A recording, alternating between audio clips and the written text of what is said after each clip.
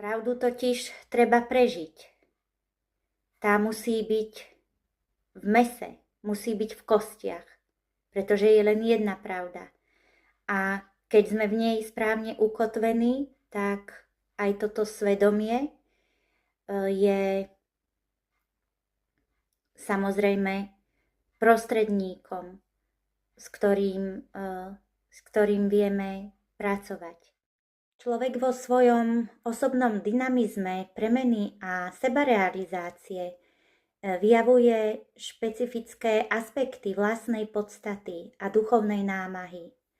A ak to tak má byť, tak bez svedomia to nejde, lebo práve ono nás smeruje, aby ten vývoj išiel správnym smerom.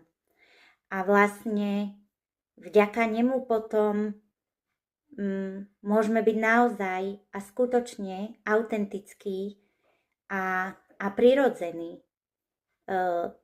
A táto autentickosť a prirodzenosť, ktorá je konfrontovaná so svedomím, a to nie len vo vzťahu k sebe, ale aj vo vzťahu k nášmu okoliu, tá je dôležitá. Pretože takýto vnútorný svet je potom miestom, kde si človek uchováva to najcennejšie. Svoju pravdu. A teda nerozhoduje sa len na základe pravdy druhých, ale na základe vlastného prežívania, na základe vlastného presvedčenia, vychádza z vlastného prameňa, z toho, čo naozaj on sám prežil, čo je v ňom. A tak sa stáva vlastne individualitou, ktorá je v súlade a pravde so sebou samým. A to sú v dnešnom svete výnimočné hodnoty.